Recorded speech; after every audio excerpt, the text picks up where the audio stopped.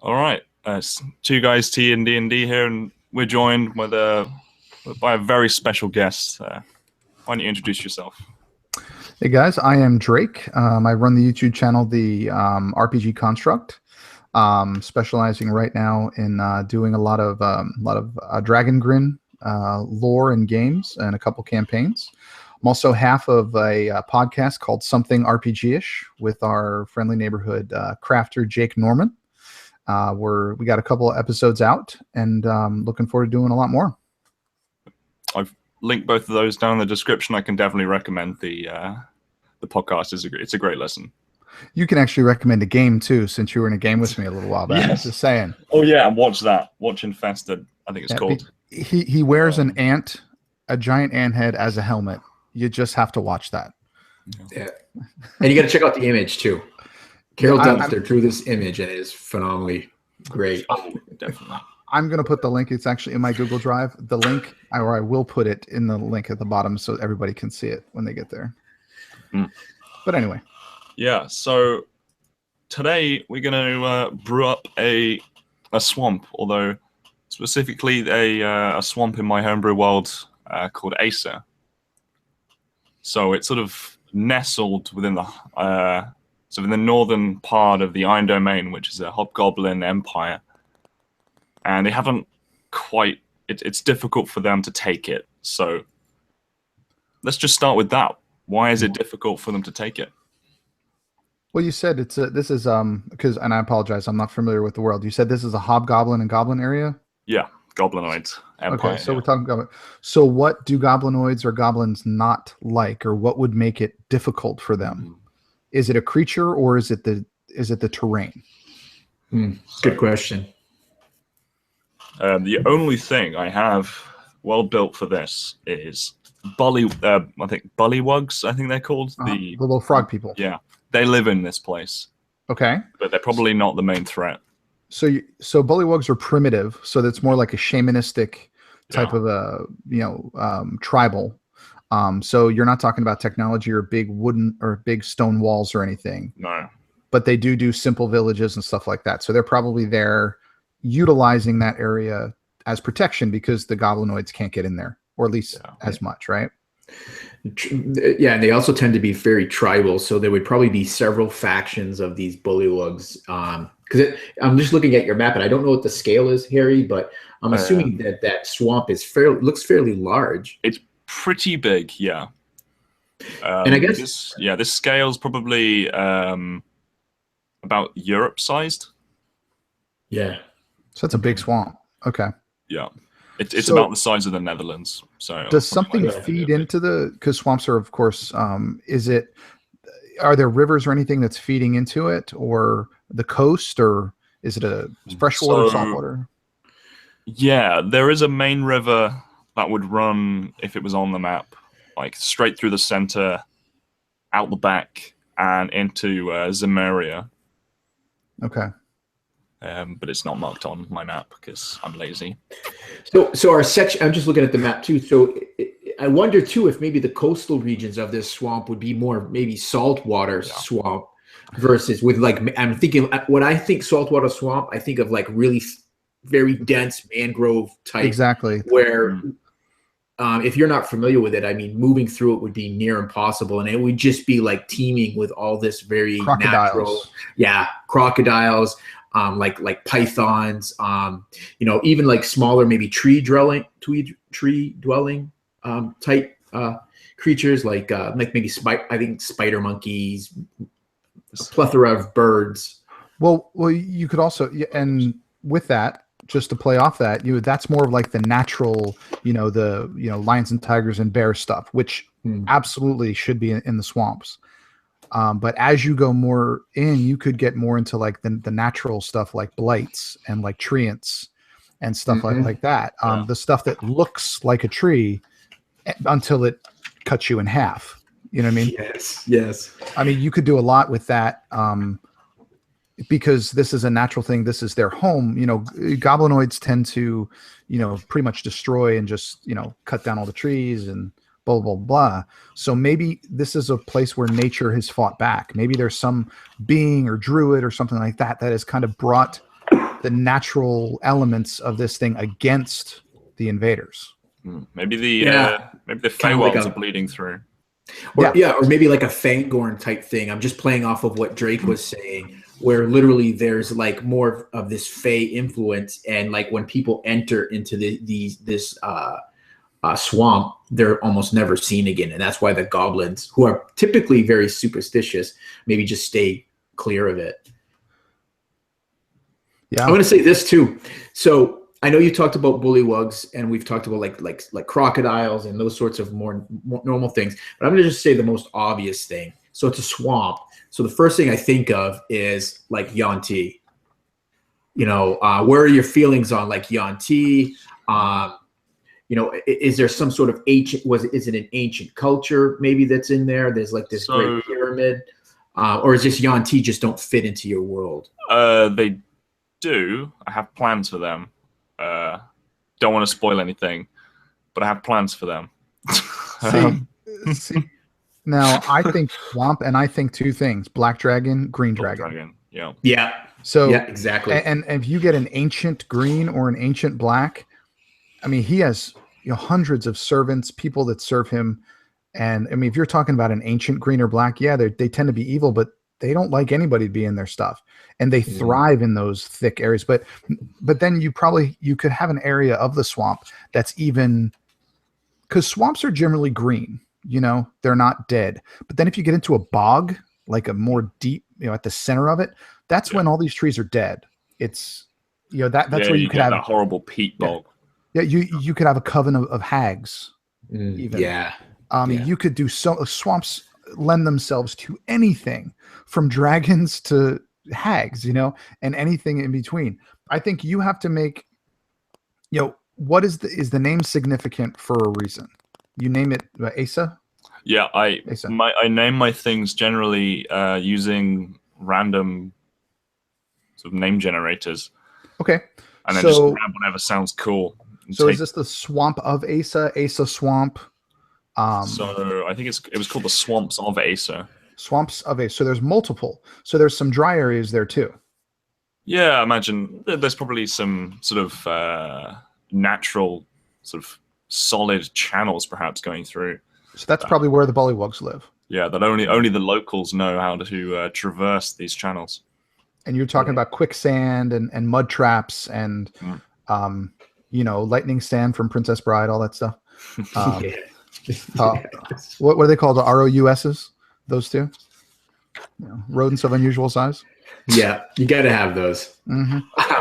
So just getting back onto like the name Asa. So is it maybe an ancient, maybe Asa, maybe the swamp once wasn't a swamp. Maybe thousands of years ago, or maybe hundreds of years ago. I don't know.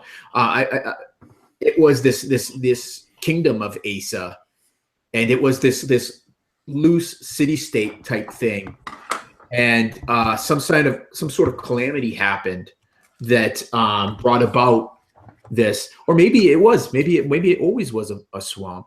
But I always dig like especially like when you have like ancient civilizations, because swamps are great for hiding that stuff, because it's not like open, like a plain or whatnot. Like great forests and swamps are just perfect for hiding these sorts of things.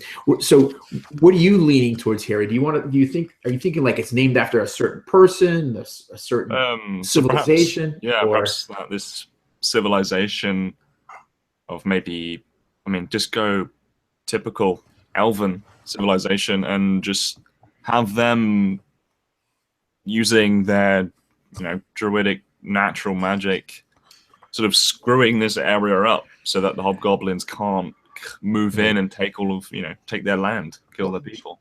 Something to consider, just with what I said. Have you ever read about the regional effects of having an ancient dragon somewhere? It actually affects the land. And just to read this for you, if you do a black a legendary black dragon or ancient black dragon. The land within 6 miles of the lair takes twice as long to traverse as normal, since the plants grow thick and twisted, and the swamps are thick and reeking mud. Water sources within 1 mile of the lair are supernaturally fouled. Enemies of the dragon that drink such water regurgitate it within minutes. Fog lightly obscures the land within 6 miles of the lair. So you're talking about fog and mud and grossness, and maybe that could be like the bog in the center. Yeah. You know, it's bigger than 6 miles, of course, but maybe this guy went there and started creating this 1,000 years ago. Yeah, maybe the dragon was the calamity. And then maybe you could have a green and they're fighting, because the green is more thick with like you know, on the edges. You know, maybe he could be on the western area, and these guys could have their people, their servants, and it could be kind of this internal war. But if anybody comes from outside, those two fight together against them.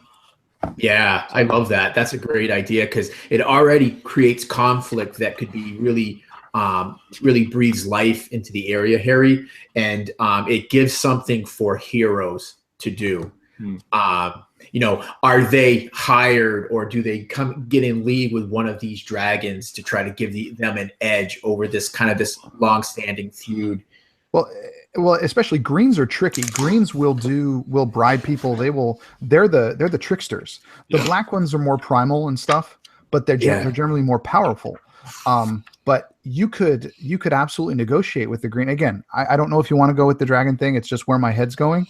Just because just them existing in that area fills out the land in so many different ways, and it has that effect. So you don't even have to create it. It's just, hey, there's an ancient black dragon there. That's what it is. Yeah. No, that sounds awesome. Yeah. I definitely need some more sort of typical fantasy aspects to my world. It's very, very Victorian and very steampunk, and I want some more fantastical stuff in there. So this is perfect. And that's stuff that I don't know at all. I'm very much your traditional medieval fantasy guy. I don't really delve out of that just because I don't know it. I'm just not good at it. So. Right. So can I just ask? This isn't exactly to the swamp itself, but the Iron Domain, which you said is pretty militaristic and with hobgoblins, which are pretty militant themselves, and many other types of goblinoids, so probably bugbears and whatnot. What is their tech level? Are they more traditionalist? Are they staying to that?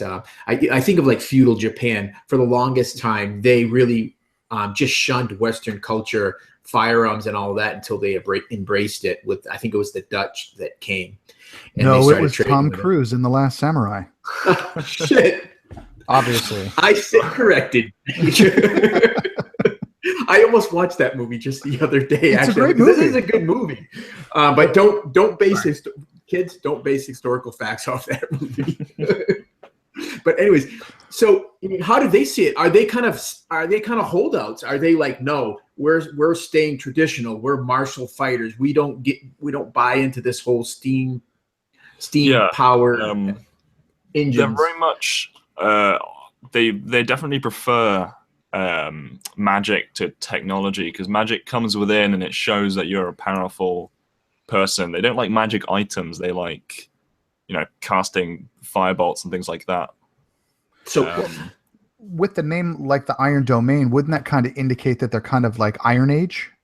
If you think like civilizations, that kind of thing. It's more their sort of like black. They tend to use black sort of iron gray armor. Okay. It's the sort of aesthetic I was looking for. There's probably a lot of ways why they're associated with iron rule. Yeah. They rule with an iron fist. Yeah. What's really cool though is like, so we're looking at this one swamp that's kind of looks like it's surrounded by this. Yeah, it is surrounded. Yeah. Domain. But the thing is very seldom can things be truly isolated. There's always that leak over. So if you're really keen on the idea, which I really love, Drake, by the way, is the two dragons fighting this kind of war for centuries, this kind of fight for power. They would almost see, I think, a benefit to having this Iron Domain surrounding them, because that's like safety for them. You know, so if they can, you know, in some way keep these hobgoblins strong, but yet still have them say fear going into their swamp, so there's no like maybe threat to them. You know, it almost I would wonder too. So like I'm big on political type games or political aspects to worlds.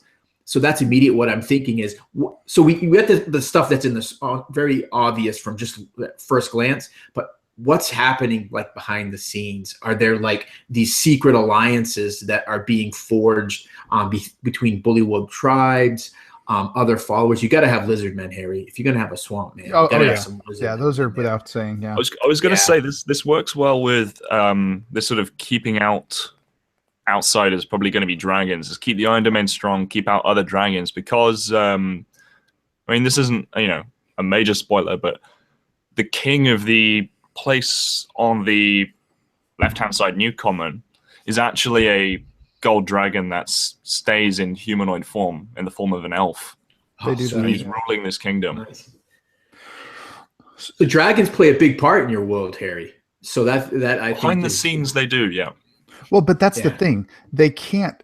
They're thousands of years old. Yeah. They're smart enough to play behind the scenes, because if they're known that they're creating the problem, they can be killed. They know that. So they're going to have other people. I mean, they're smarter than all of us. Their intelligence is a 30, unless they're unless they're a white, which still makes it like an 18. Yeah. I mean, yeah. But the other thing is, we're talking about all this. What if, like I was telling you before, I like naming things and then figuring out why it's named that. So Asus, what if the Swamps of Asus, maybe Asus was a character or a political figure or a diplomat or something like that, that somehow forged a treaty between these two dragons to not affect the Iron Nation or the Iron Domain. Maybe it was called that. You know, he was something that built a bridge there, at least temporarily. And in their lore and in their legend, Asus could be female, could be male, could be any, whatever you want to do. But they said right here will be neutral. This is the area for the dragons, and they negotiated that with the dragons so that the dragons didn't spill over into the other areas and destroy what was the Iron Nation. Yeah, I love that. That's awesome.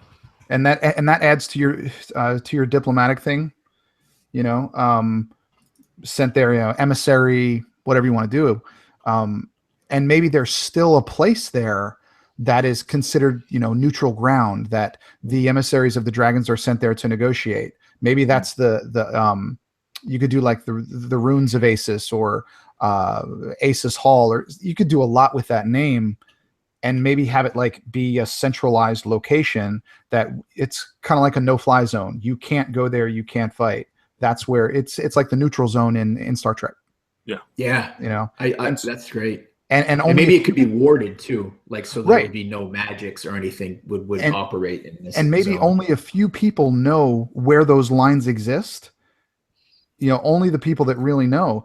And if you go anywhere else, you're going to get killed because you're on the wrong side. And so, yeah, I mean, I think you could do so much just for like, you could do a guide, you can do we're just passing through it. You could do a diplomatic mission. There's a million things you could do in that. Right. Yeah. I'd like to do that. I'm just spitballing. Just tell me to shut up. This is perfect, man. I'm going to have to run a one-shot in here. Like I said, this is how I prep for my games. I'm like, okay, I want to do this. Okay, well, that sounds cool. There's a couple dragons. Great. That's why I you know, prep games in 15 minutes. It just that works. Move on.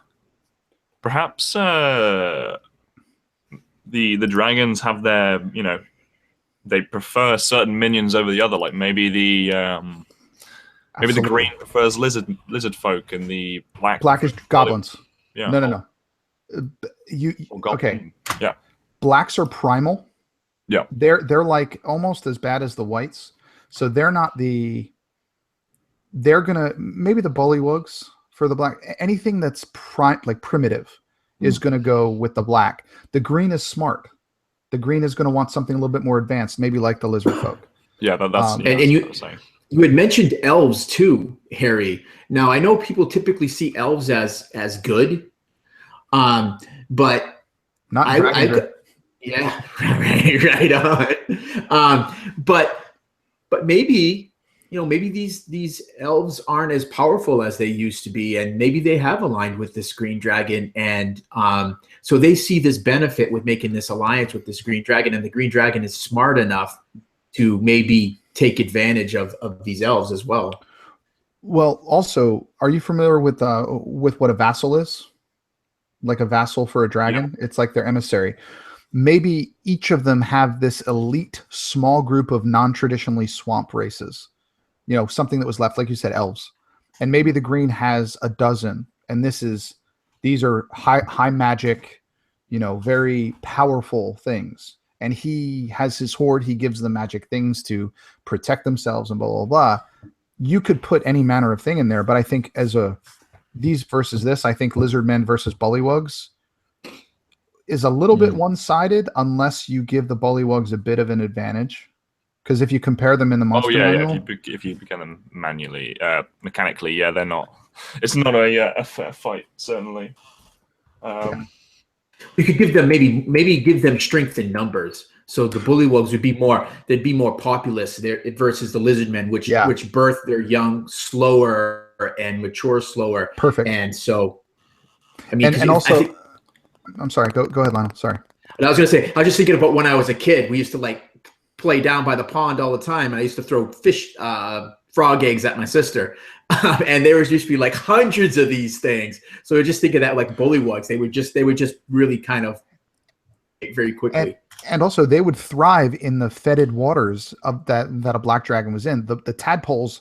And then maybe that, because it said within 6 miles was magically fouled. So maybe the magic that fouls these bullywugs too, to make them evil. So, I mean, all that it's just cause and effect, right?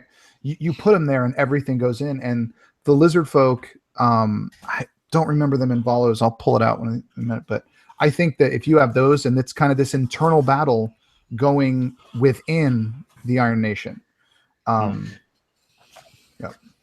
Yeah, I think that actually sounds awesome, dude. Like all that.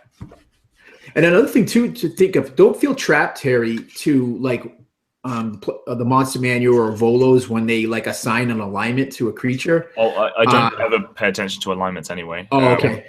Well, I do pay attention to alignments because it kind of drives maybe motivators for creatures. I keep them for the same for dragons because I think that's important. Right. For the rest. So I play in this game with Mike Lashem, and we've been playing for over a year now. It's a Pathfinder game, but we play in the old world of Greyhawk. And what's really great about the game master in that game is, so there's dragons. Dragons are abound, but the thing is you can't go by their color, what their alignment is, or how they kind of see the world. So you could have this silver dragon, and we typically know silver dragons are pretty lawful and pretty good.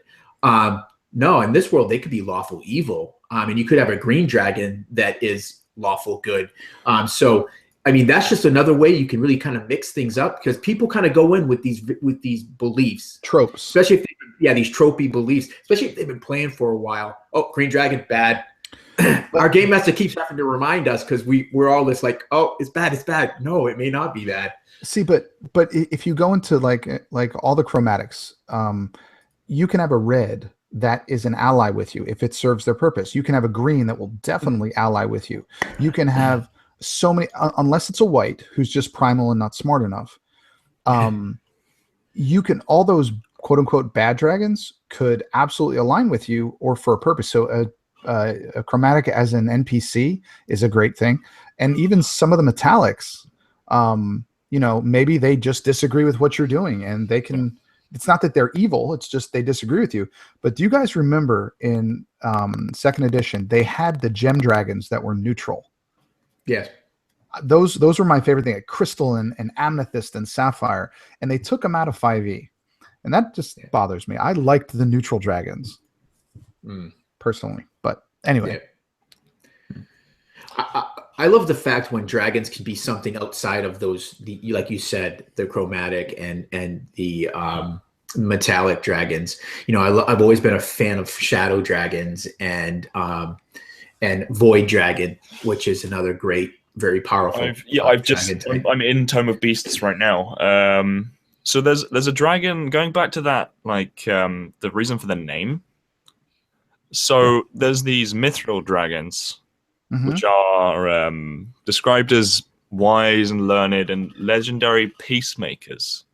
Perfect. So perhaps this is that the dragon forger came in, called Asa, and tried to broker some peace, and then and was successful for a while. until he died and maybe under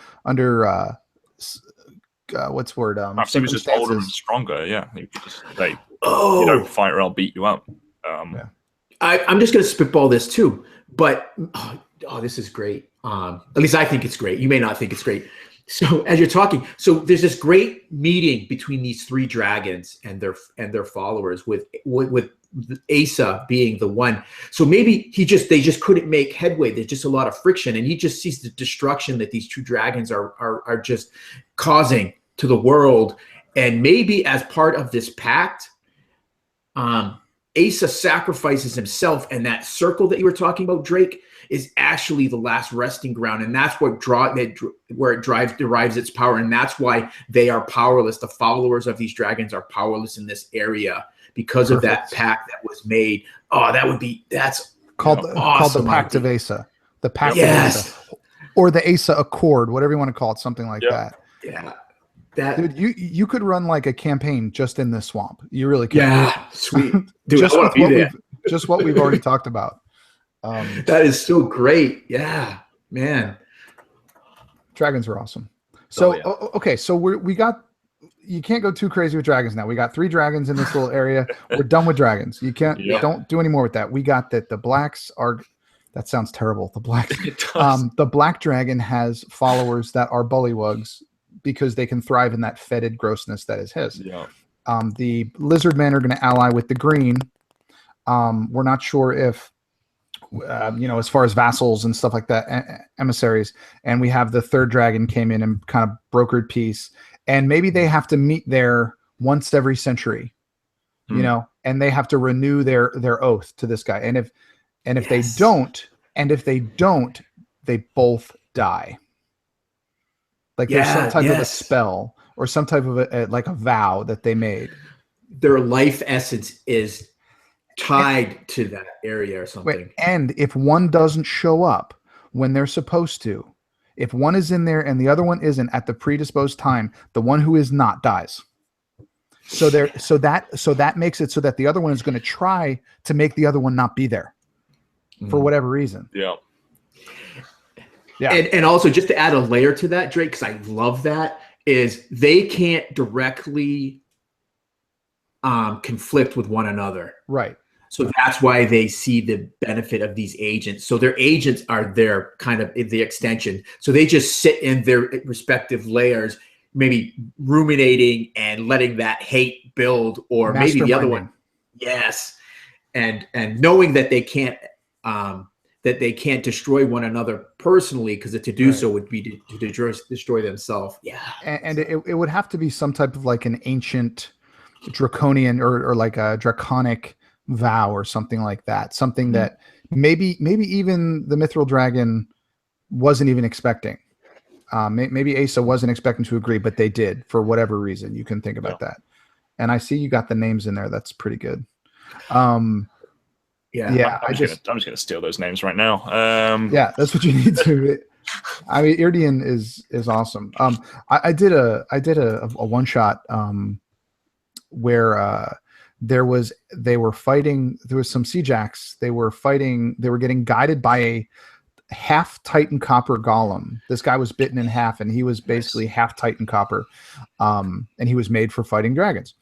And they were fighting this black dragon, and as they were just about to kill it, he flew up, and this whole fog came over the area, and a green landed behind him and bit his head off, and then actually looked at the party and said, "Thank you for that. I've wanted to do that for a long time." He wasn't right in the head. And then that's where I ended the game. So that's where I got the black and green in the swamp, because I actually did that. Not, of course, in this depth. I mean, this is awesome, but I just like the green snickering, going, he wasn't right in the head after he bit his head off. Of course, stolen from Braveheart. That's stolen from Braveheart, obviously, but anyway. Yes, the Irish, man. Yes. Oh, Like him anyway. He wasn't right in the head. I love that film. Anyway. Sorry, guys. Off topic. You fit right in, Drake, because that's typically what Harry and I do. We just pop on tangents. So, I mean, we've got a pretty well fleshed out little country, if you could call it that. Just in whatever we'd be going, like 25 minutes. Damn. Harry, you know what I was doing as we're kind of talking about this? I mean, and things are really kind of falling together for your area in your world. You know, you had mentioned elves earlier. I would pull the elves right out of there. Elves already get their nose in enough stuff. I would say they're not even there.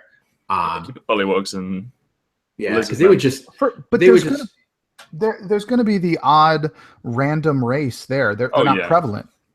So you could throw any race in there. I mean, hell, you could throw to go with 5e, you go with Dragonborns that, a black Dragonborn would fit perfectly. Maybe he polymorphed and made a Dragonborn, Same thing with gold. That's how you get all the little halfkin stuff. And, depending on what you want it to be in your world, those maybe could be their vassals, their emissaries.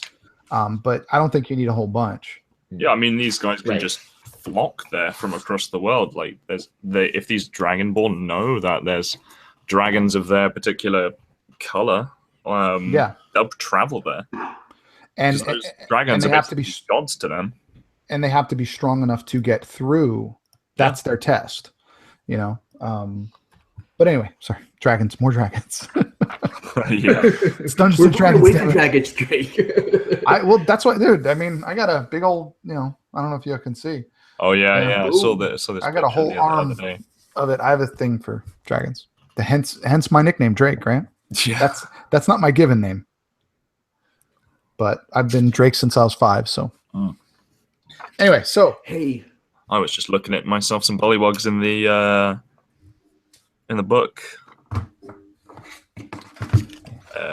In the monster. Yeah, they look pretty evil. But look up blights too. That would be perfect in like the black. Blights are awesome. And I mean, there's a twig blight. They have 3 here: twig blight, blind blight, needle blight. But yeah, I mean, bullywugs are just kind of cheesy. But like I said, in those large numbers though, because it isn't about tactics, it's about just sheer force of numbers, which would make sense with a black dragon. Oh, yeah, I just imagine this just around like this black dragon's like not fortress, but his sort of main layer. It just surrounded with these pools of that are just filled to the brim with eggs. Mm-hmm. Those jelly like frog spawn.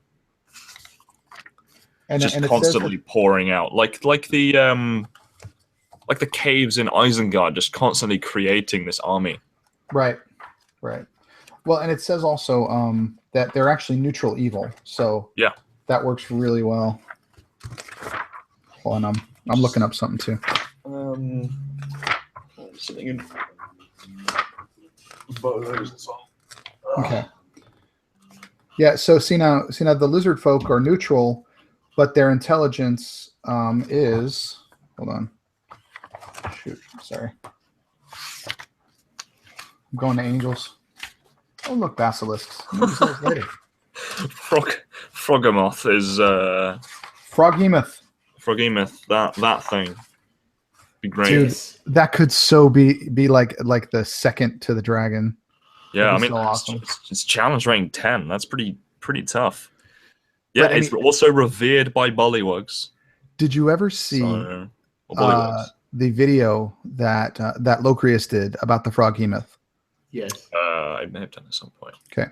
It is the best thing ever if you want to watch it's perfect because it's Locrius. Yes.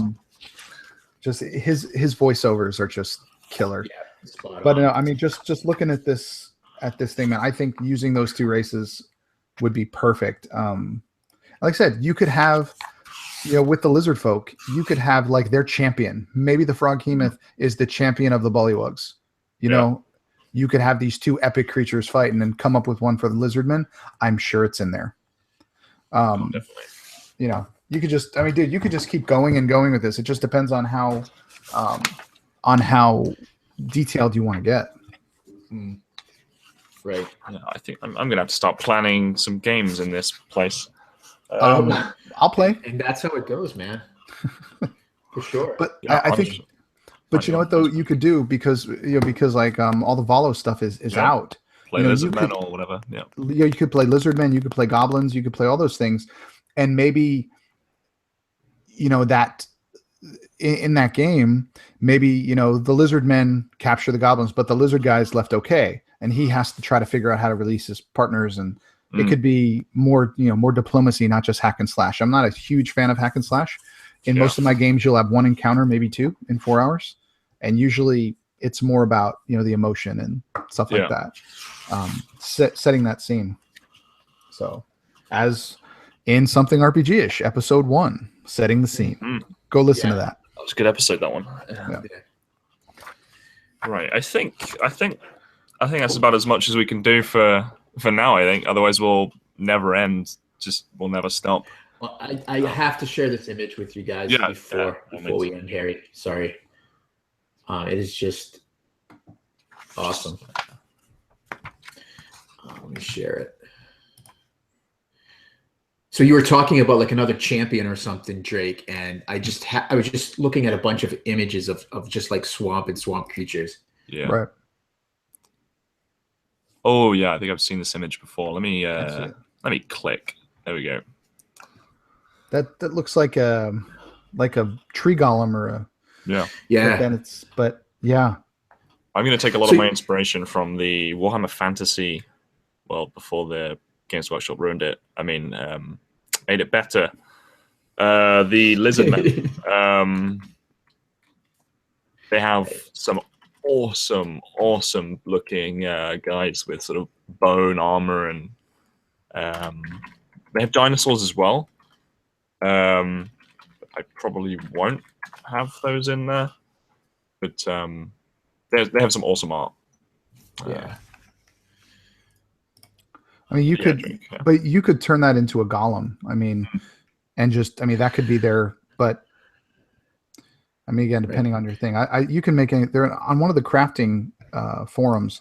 A guy wanted something in a library, and he wanted something big, and he just couldn't find anything. So he created a scroll golem. Like all the scrolls started flying around this library, and then it formed into this golem. And I mean, he actually crafted it, but just the idea of it was brilliant, absolutely brilliant. Just making it work. Take something and reskin a clay golem or a flesh golem. Use those stats, but just reskin it. So great. Yeah. But yeah, man, this swamp sounds really cool. I think we could probably go for another hour talking about it. Easily. But I mean, doing that for each of your areas, running games in there is going to give you ideas to flesh it out even further. You just keep these high level ideas and then let the games flesh them out. That's what I'm doing in all the games with Dragon Room Chronicles. Is there's nothing set in that world, and we're just trying to flesh it out. And it's mine anyway. It's my world, not Tim and James's. But it's really fun to watch that and to see what's created when there's really nothing exists. And in your world, just having those stories to play on will make you better with the next game. And your players will be doing some beta testing for you too, and actually building on ideas that you've had. Yeah. Hopefully they don't watch this though. Yeah. Unless it's actually me and Lionel, because whatever. But I'm sure you guys can. I would love to be part of that game if we can schedule it. Oh, definitely. I'll figure something out. I'm going away pretty soon, but maybe in a couple of weeks. Dude. Post something up. I only do like 2 other games besides my Chronicles stuff each month, so it's fine. I'll be doing the podcast and everything else like that. So, but yeah, just shoot me a line, man. I've definitely enjoyed doing the creation of it. It sounds really cool, man. Yeah, I love how it just evolved as we were talking through it. We started off for me, it was pretty simple, but then as we just started building off of each other's ideas, I mean, it really, like you said, it energizes you. You're like, wow, I want to spend some time there, just exploring that part of your world, Harry. Because there's. Go ahead, Harry. I was saying this video just shows everyone: don't world build alone. Find a friend, world build with them. Don't do it alone. Right on, for sure. Absolutely, it's no, don't brew alone. Yeah, don't brew alone. just to because I thought that was the best episode name. You're better at branding than we are, man. I've had a little bit Get more our own practice. brand, yeah. Talk to Jake. He is the master. I'm just gleaning from him. But no, but seriously, you could call it World Brewing. Yeah. And there you go. And it's perfect. And or brewing my world, and I think it's perfect for your tag, which you guys use. And I mean, you're both great guys. You're both great guys within the community. Anytime I can help, brainstorm cool ideas about fantasy worlds. Yeah, sign me up. Yeah. So, cool. Right.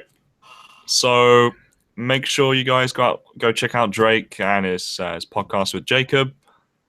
And we'll see you again next week. All right. All right, guys. Take care. Thanks, Drake.